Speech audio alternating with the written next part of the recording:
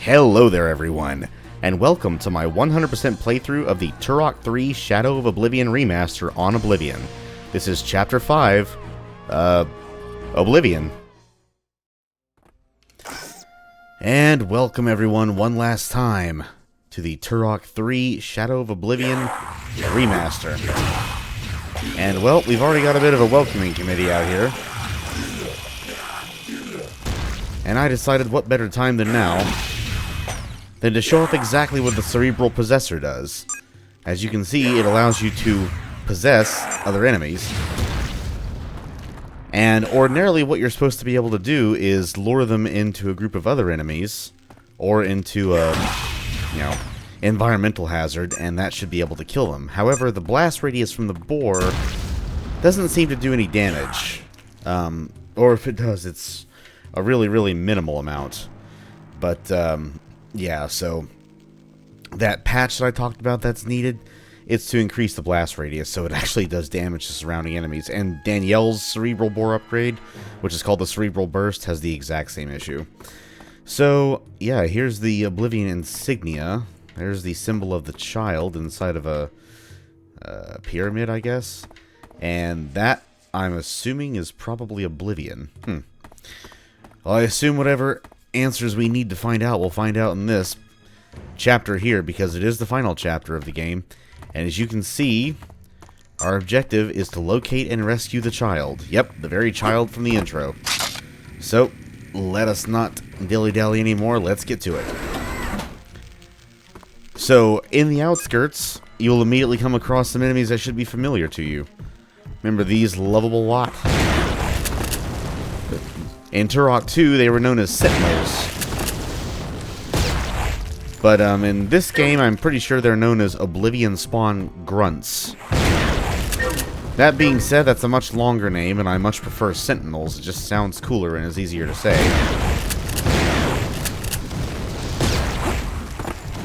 But they pretty much have the exact same pattern of attack they've always had. They either throw grenades at you from far away or slash you with that massive sword up close. And a pistol shot to the head somehow took off both his head and his sword arm. That was pretty useful.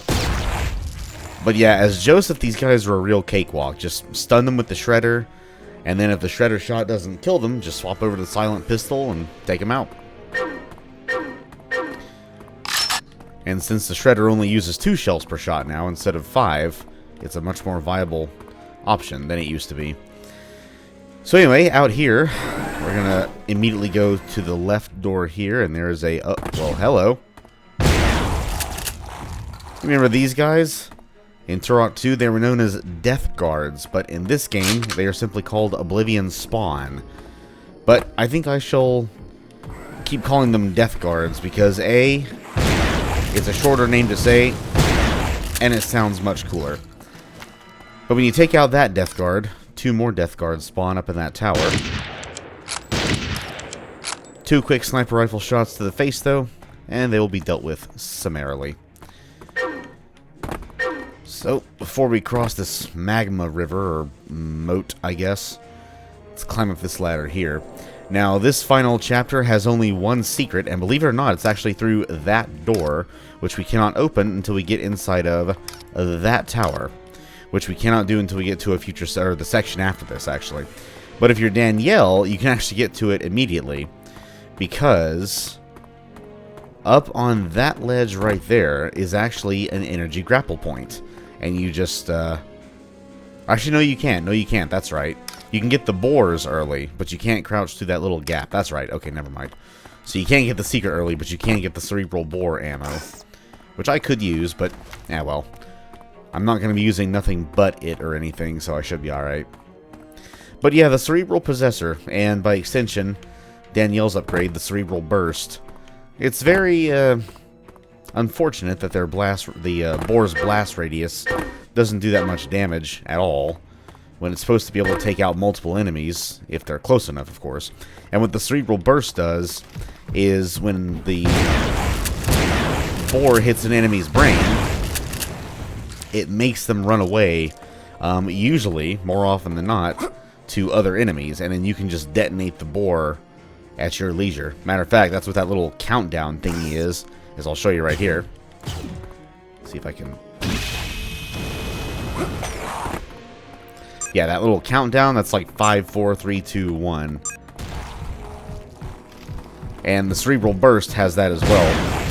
And what's really cool about both of these bore upgrades is that you can also detonate the bore before it actually latches onto an enemy. Like it's a little airborne remote detonatable grenade, if detonatable's a word. So yeah, the upgraded Cerebral Bores are pretty fun.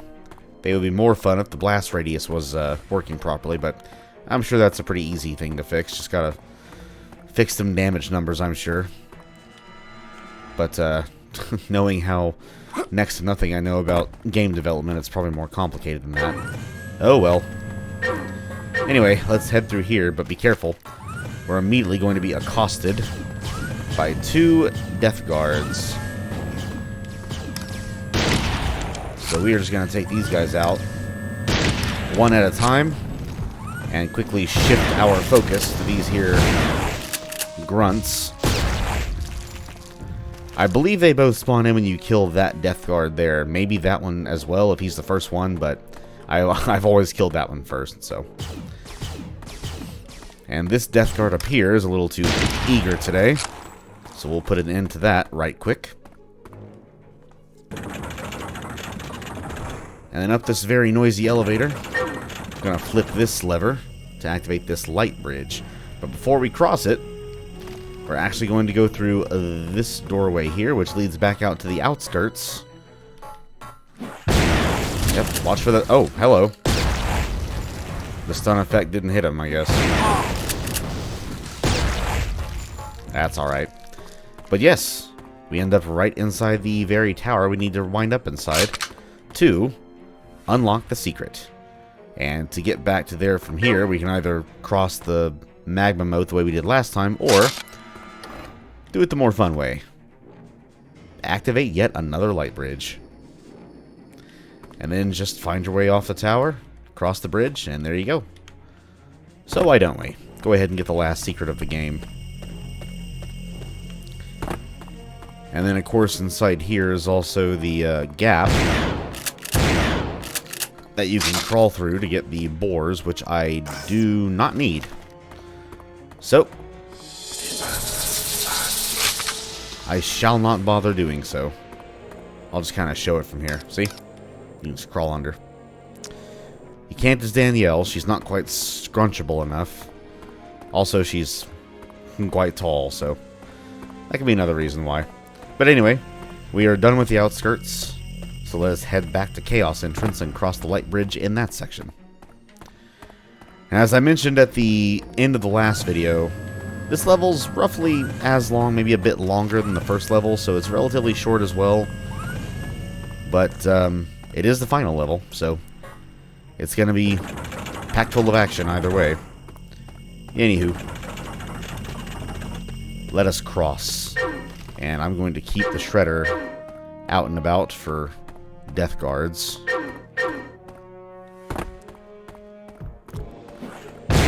And sentinels, can't forget about them. Matter of fact, there's going to be 2 more. Oop, hello. One there, and one over there. God, the sniper rifle is so good. So Danielle's assault rifle upgrade is the Firestorm cannon. Now, don't let the name fool you. It's not the exact same Firestorm cannon from Turok 2. It just shoots bullets instead of plasma. And in this remaster, it absolutely eats through your ammo supply. It's kind of crazy. I mean, it makes sense because it is a Gatling gun, but still. Now here inside drilling sector, we're going to want to be rather careful. When we cross this bridge, there's going to be a sentinel to our left. And then we'll just head down the tunnel to our right. And take out the squadron of sentinels that spawn in here. And collect whatever goodies we can collect. Yeah, sequences like that would be much harder on the N64 due to the much lower frame rate.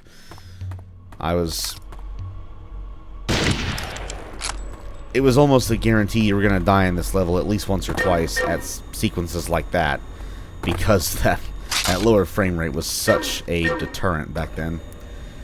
But not anymore. Now, funnily enough, you don't even have to move those ore transporters out of the way as Joseph, because this is actually a Danielle path. You grapple across a magma pit. But as Joseph, we just crouch right under here. It's a little bit finicky. There we go. Just worm your way through into ore transport. We're going to whip that sniper rifle back out because there are 2 more death guards. One right there, and then there's one. Well, someone's eager today. Not anymore. So our goal here is to open this door, which leads to another sequence of sentinels pouring out. Not as much as last time, though. I've always found the music in these few sections here really interesting. I'm not sure what instrument that is making that kind of sound. Some kind of keyboard-style instrument? Or strings, I guess? I don't know. It's ominous, but also kind of silly sounding. Anyway, hop on this girder. Drop down here, collect these here life forces, drop down here and hit the switch. And yeah, these ore transports don't actually move. But watch out. It's Sentinel time. Oh, okay. There's going to be one more popping out through those doors just over there. And run towards him. And behead him. So it's much easier to take these guys out as Joseph due to his faster movement speed, but the best strategy by far is to run towards them so that their grenade ends up going way behind you so you can outrun the blast radius. Just close the distance and blow their heads off, basically. It's possible as Danielle as well, it's just not quite as easy because she doesn't run as fast. And with her, I just use the regular shotgun since... yeah, 5 shells per shot, I would be eating right through that fire swarm ammo. Also, the regular shotgun actually kills them instantly, whereas the fire swarm does not.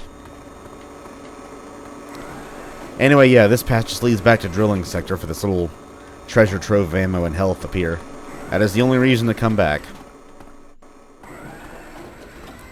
But now, we shall leave.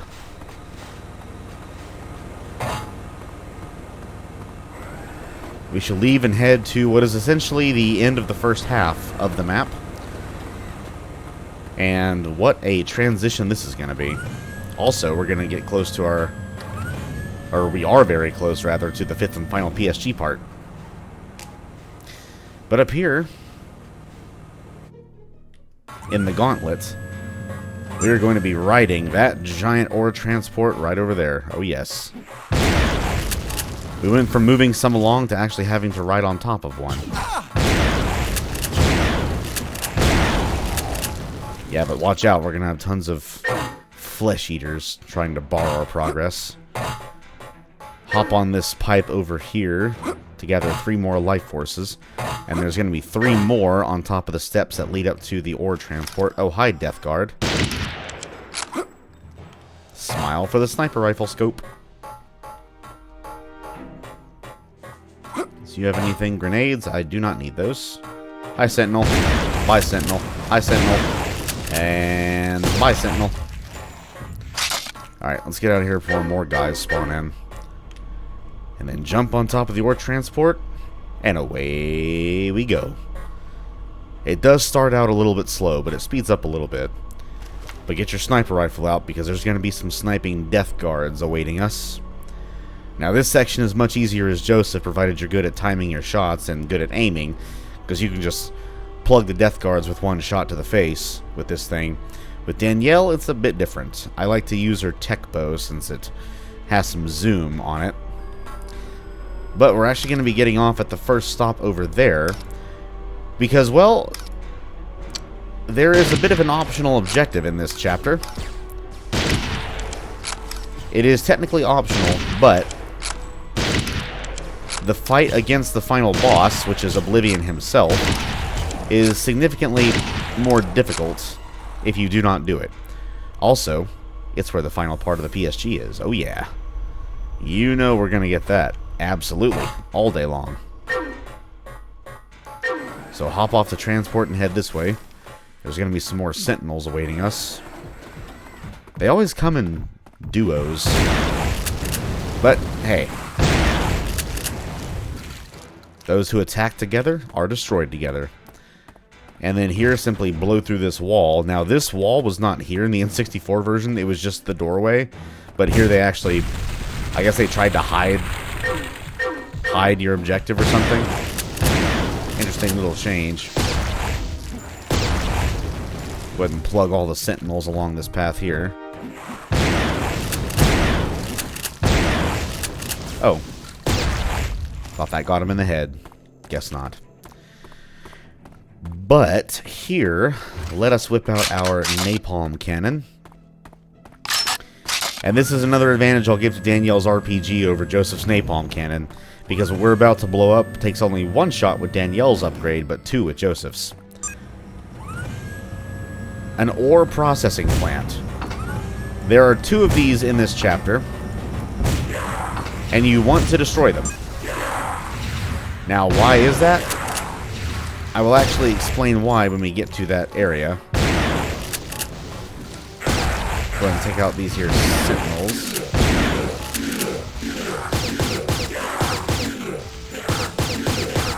And then destroy both of the high priests. So yes, I will tell you the reasoning behind destroying these ore refineries later on.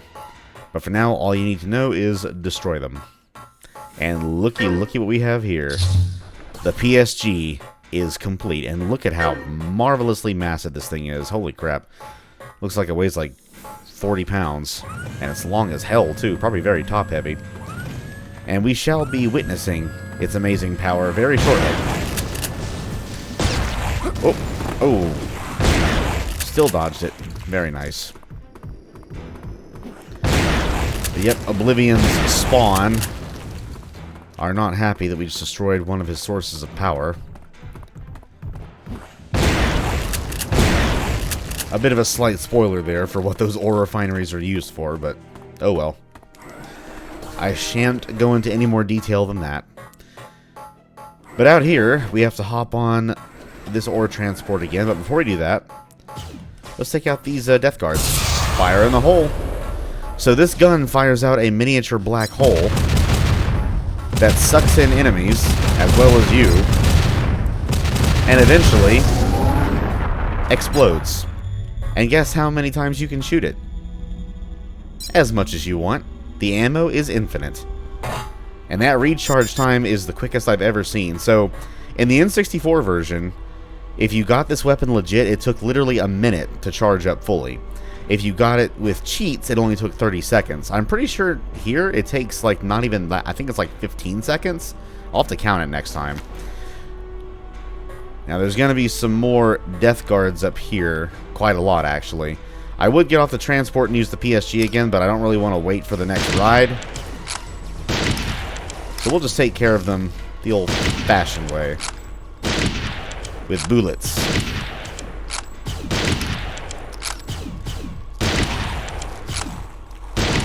Ooh, first try for all of you. That was nice. Haven't done that before. I usually mess up at least one or two shots. And then here's the end of the ride. And then here, get on this ledge and carefully hop around. Get you some ammo that you more than likely need. Jump back on the transport or to the ledge, and then jump off. And yep, that's it. The lava has been crossed. We are ready to tackle the second and final half of this level. The central Nexus, eh? Well, we'll start things off by headshotting a death guard way up there. And be careful. We have one sentinel here, which now becomes two.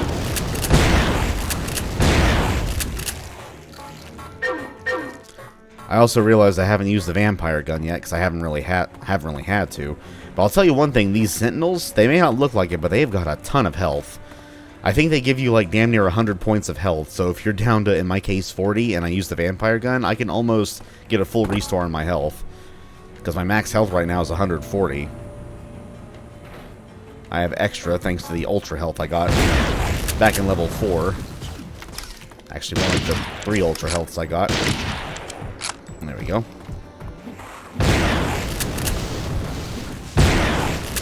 Go ahead and take out some more sentinels over here. There's going to be 2 more. Just like that. Excellent. Now, what is the reason for doing... Or, not really what is the reason. Where do we go from here? Technically, we're supposed to go down that way, but... if we blow up the barrels and crouch under here, or as Danielle, energy grapple up there, we're going to find the second and final refinery. Yes, we are. Let's go ahead and kick on these nods yet again. And so, same drill as before. Go into the refinery, whip out that napalm cannon, not necessarily in that order, and just focus on blowing up the little towers first. Worry about the enemies after that. There's actually going to be 3 more life forces behind that panel of wall we have to blow up when we leave. I'm not going to open the path yet because it'll also spawn 2 sentinels. I don't know if they spawn by destroying those barrels or by destroying the refinery. Either way, though, let's go destroy us a refinery. Again. So, 1, 2. 1, 2. Bam. Oblivion's ore refineries are completely destroyed. Now let's do the same thing with these here High Priests. Hey, High Priest, how you doing? Hey, where are you going? What are you doing? Yeah, that should be able to easily take him out, but... oh well. We'll just blow him up the fun way. Go ahead and grab some supplies these guys dropped and head out. Now my supply of shotgun shells is getting a tad on the low side, but that's alright. We'll never really be at any threat of running out. But, go ahead and blow up this wall, get these 3 hidden life forces. Oh no, it doesn't spawn any new ones. Okay, I thought it did. Now, down here is going to be a bit of a dangerous room. And then over here, we have 2 life forces we can't get, because the switch to activate the light bridge is broken. We have to activate it from the other side. But down here, well, let's fire off another PSG shot. Now, we can't do it yet because the Death Guards have not spawned. But we shall do it. Almost. Let's actually get all the way over here first, because we're going to spawn in some sentinels as well. Oh. Go ahead. There we go.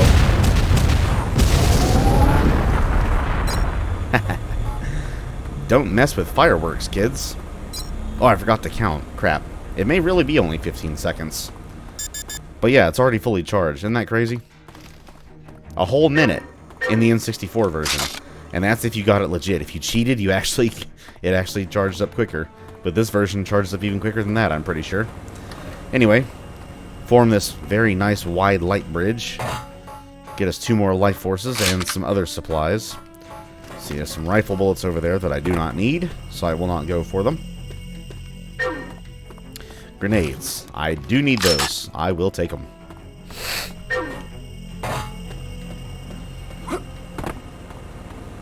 And go ahead and grab these life forces as well. I think I already picked one of them up. Yeah, because I think usually we have 80 by the time we leave this room. And I'll whip my trusty sniper rifle back out because we have Death Guards. One of which doesn't even see me, apparently. But I see him. This door is locked. We must unlock it. And to do that, we must go all the way to the other side, towards that door over there. Throw the switch that opens this door, but there will be a Death Guard guarding it. I guess hence his name, Death Guard. I'm not saying Oblivion spawn. Death Guard is much cooler. Whoop. Be careful jumping off this. Don't jump into the magma, whatever you do.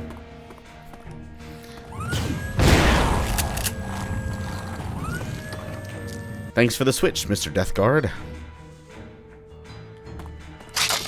Go ahead and collect some more lovely goodies while we're here. And look at that, my shell supply is almost back to max.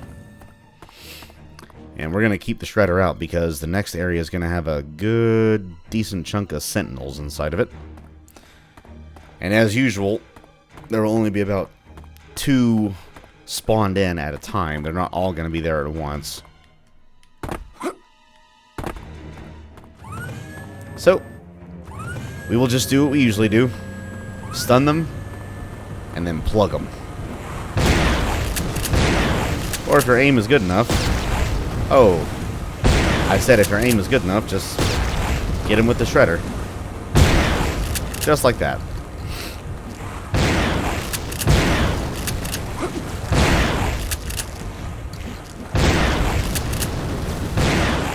I'll go ahead and plug you in the knees. And then in the head. And then you, sir, can just die. Boom. Simple as that. This was another really hard room in the N64 version. Because of all those damn low frames. But not here. Oh, absolutely not here. Let's see if I need anything over here. Oh, shells. And all the bullets. I will take them. And there's going to be one more death guard over yonder. So we'll just shred him. And head back through to staging area yet again. Blow up the barrels to blow up the wall. But be careful. We have 2 more death guards. As long as we don't get too close to them, they won't start running around. Yeah, these guys are nowhere near as dangerous as they were back in Turok 2. Probably because we have a weapon that is basically the love child of the shredder and the charged dart rifle from Turok 2. And then if we go through that door I just went through, we'll end up back here at Central Nexus, where we can get those 2 life forces and form that light bridge. But that is the only reason to come back to Central Nexus. For we will now go from staging area to the next section. And we shall use the PSG yet again. So here in Undershaft Down, peek out, and fire. And if you can, make sure the death guards keep firing at you. That way they spend less time running towards you. Which gives them less of an opportunity to actually outrun the black hole. Not that it matters, the explosion still kills them. But you know how it works. And yeah, we're almost done. We have just 1 section left before the boss section. Told you it was short. So we go from Undershaft Down to Undershaft Halls. Now this is actually Danielle's path. There will be a pool of magma we have to grapple across, but we'll go ahead and take out the death guard. Why not? And for one final time, we shall kick on those nods. And there's going to be a death guard inside this hall as well.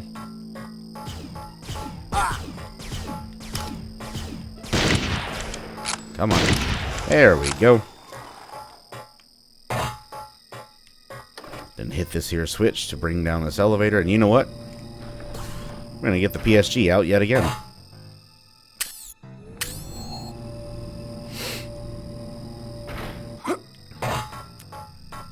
Because once we emerge out here, we're going to be accosted by some death guards and sentinels.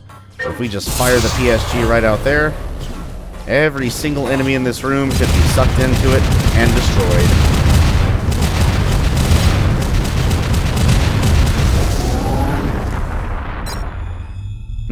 Delicious. And that's all the life forces, all 100 of them. And let's see, I'll go ahead and go for these bullets, why not? I need some. Might as well.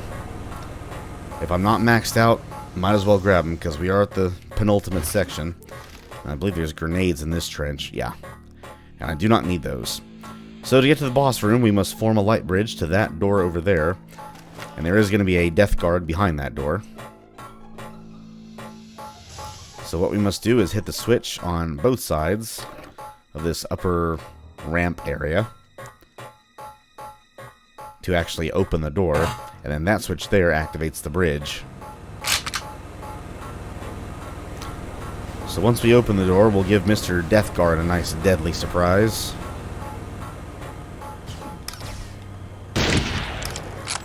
Of not having a head anymore.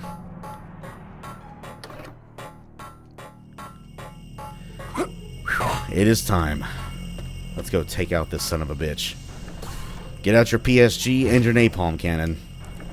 I'm about to show you how to deal with Oblivion the real way. In the Grasp of Oblivion? More like in the grasp of the Fireseeds, but okay. And there's the child right there. Now, let's get him out of this place. I'm sure he's probably scared shitless. There now, you're safe. Danielle, stop! Adon, what's the matter? We misinterpreted the signs. The child is not our salvation. He... Ew, what the hell? What's the matter? Danny! Get back!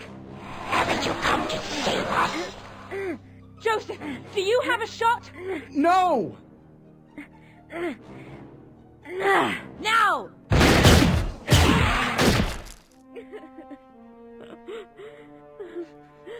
Is it dead?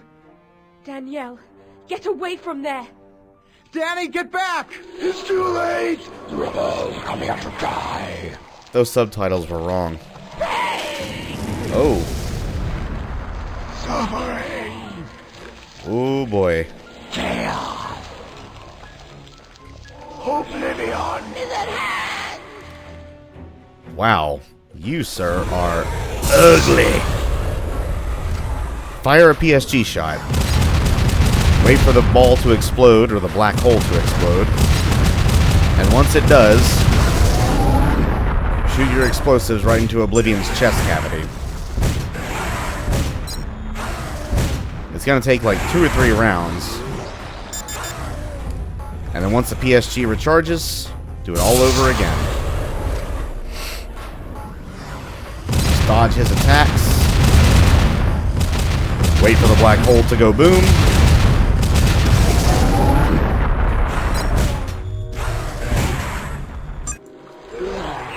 And that's it. Or is it?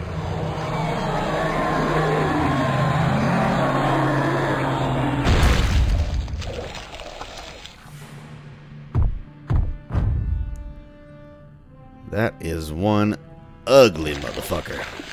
Ew, what the hell? Ew, what are you? Okay, get back here. Don't you slither away from me. I'm gonna come after you. But yeah, that's Oblivion. And his body has magically disappeared. So, Oblivion's destroyed. So what else is there to do? Well, we must chase down and destroy the essence of Oblivion. Yes, that slithery, slug-like thing you just saw is Oblivion's essence. So until it's destroyed, this fight is not over. Now in this hall, there's going to be a nearly non-stop stream of Oblivion spawn high priests. And the original point of this room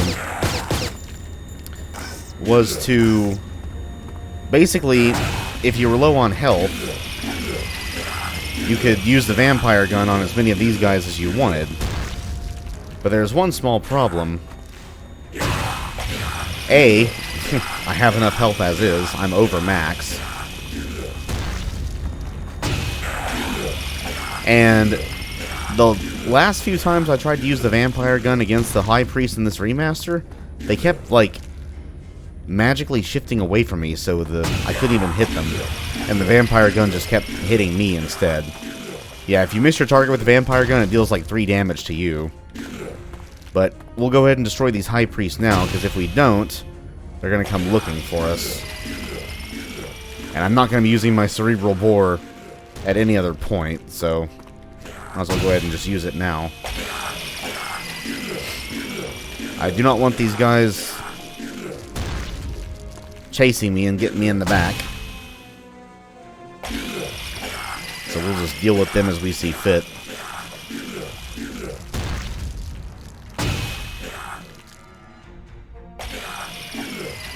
I think that's the last one, or there might be one more over there. Right here.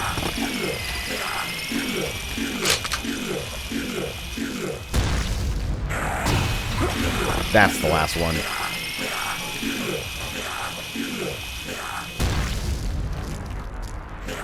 And just like that, the gauntlet has been run. But we are not done chasing down that essence.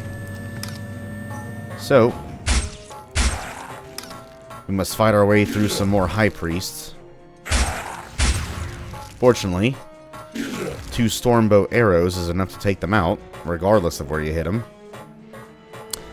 Yeah, I don't think they have locational damage. I think you can just shoot them anywhere and it deals the same amount of damage, so. But we have to hit 2 more switches, one on each side of this wide open area, whatever you might call it, to form one last light bridge towards that area with the Oblivion insignia. That slithery, slimy sumbitch is about to get his comeuppance.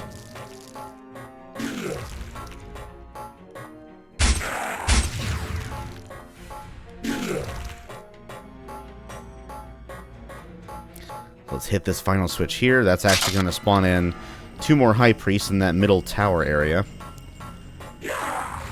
I could get them from down here, but I prefer to go back up to where there's at least a railing in case I accidentally hit a strafe key and steer myself off into the acid below or whatever that is. And it is now time. The final boss of the game.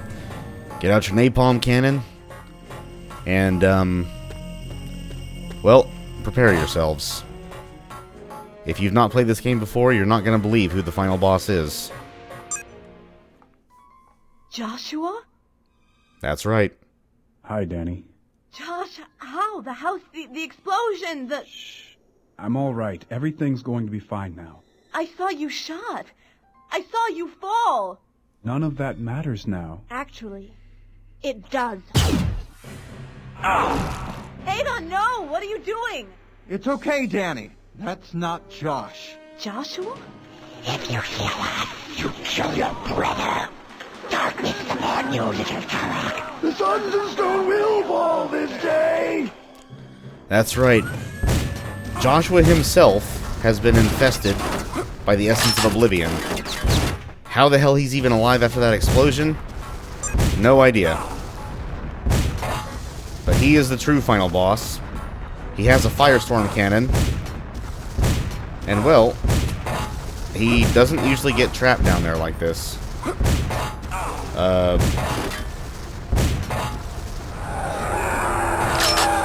Okay, sure, why not?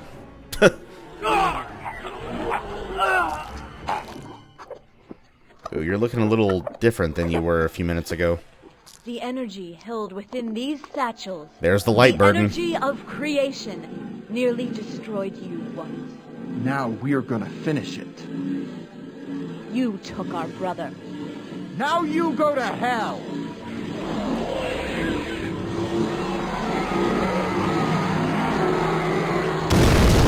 Boom.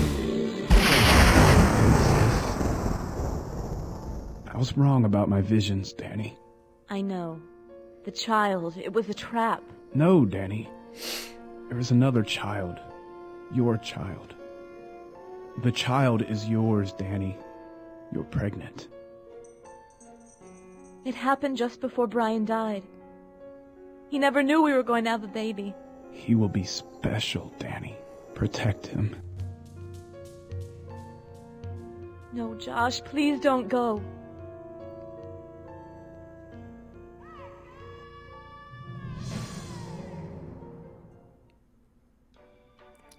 So, the child was not the child that we thought it was this whole time.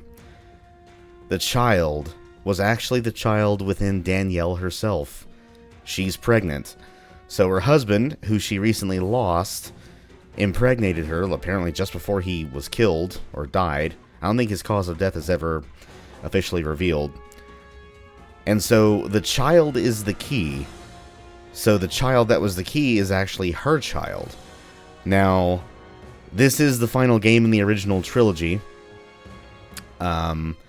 I'm pretty sure there was a sequel that was planned, but, of course the studios went under, so we're probably never going to see a finality to this series. But my assumption, my theory, and I'm sure I'm not alone in saying this, but the phrase "the child is the key," obviously the child is referring to Danielle's baby, but the key could be, or the meaning of the key could be that Danielle's child is destined to be the next Turok. Whenever, whenever Danielle and or Joseph pass over the mantle to the child, or however that process works, it should the need arise again for Turok to help, maintain the balance between the real dimension and the Lost Land dimension, Danielle's child will be the key to maintaining that balance, because her child will be Turok. That's my theory. Now, I don't know who officially owns the Turok IP. I don't know who bought Acclaim or Iguana, if it's in just as much, IP limbo as the IP rights to, say, No One Lives Forever. But if Night Dive or any other studio could figure out how to get the rights to Turok and make one final game and close out the story, because here's the thing, there's a post-credit scene that raises a lot of questions, and there's so many different ways the theories could be flying for this. So yeah, once it actually gets there, I'm going to shut up until it's over. Might make some additional, commentary as to what I think is going to happen, what I think could happen, what I would like to see happen. I'm sure I could come up with my own story ideas for a Turok 4, if one were to ever happen. But yeah, so story elements aside, that was Turok 3 Shadow of Oblivion Remastered, everyone. Hope you enjoyed it. I certainly enjoyed playing it. I've played it a lot since it came out. It is currently December 10th. It is actually Doom's 30th birthday, and Sigil 2 just got released today. So I'm definitely going to be doing Doom at some point in the future. But yeah, this remaster, it runs pretty much. The little damage gripes aside, with the cerebral bore upgrades and the fire swarms damage over time iffiness, I mean, it runs excellent. The guns feel nice and punchy. The gore, of course, is awesome. Haven't had a single crash or hang. Yeah, friggin' A+, S tier stuff. But let's see what happens now, shall we? Our decision is made, Speaker. Your place is here. I can save him. And serve what purpose? His death was ordained, as is your duty to this council. I have served the council since the time of my mother's death. In all that time, I have never questioned its wisdom or its motives. Mind your tongue. You are the Speaker of Forever Light. It is your place to serve this council, nothing more. We will hear no more of this. Please, I have to try. For Joshua. Be warned, Speaker. The course you choose now may well determine the future of your family's standing with this council. It is the will of the Council of Voices that you remain here and fulfill the duties that you are bound to by birth. Is this to be my thanks for a lifetime of servitude? Is this to be my legacy to my mother? I can save him! If the council will not grant me this reprieve, then I have no choice but to defy its wishes. Ooh, you tell him, Adon. And you strut your sexy stuff out of here. Ivry? Yes, Council. She grows more insolent by the day. She loves him. No matter. She's a danger to us all. Prepare yourself. Of course, Council.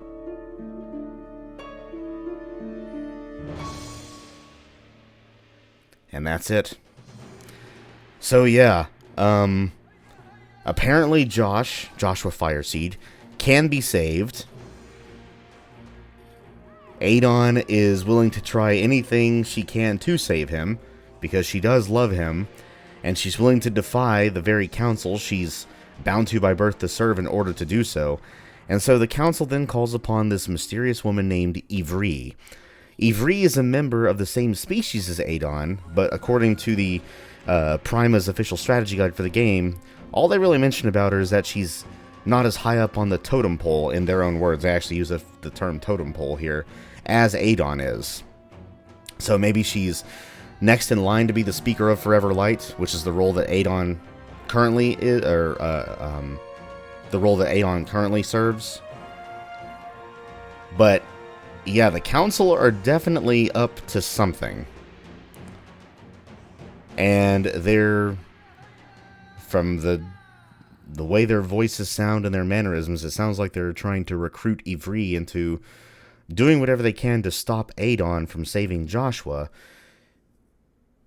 And to quote what one of the council voices said back in that cutscene in Chapter 4, "What if she learns of our true purpose?"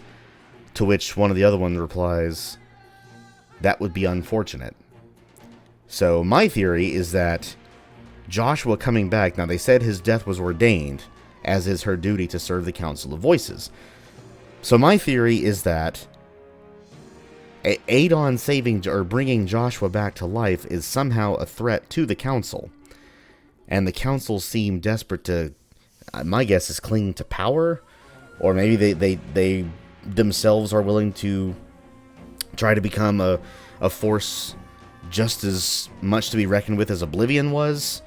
Maybe they fear that if Joshua is brought back to life, then, he and the rest of the Fireseeds could realize what they're up to, and they, along with Adon, would turn against them, and therefore Ivry. And so my theory is, if a Turok 4 were to ever happen, the Council of Voices and Ivry would be the main antagonists. Adon would eventually catch on to the Council being up to something. And there is one other detail, a very minor one. The Grotto spirit from that cutscene in Chapter 4, the very same one, said that in order to save Joshua, she has to, quote-unquote, seek the Keepers.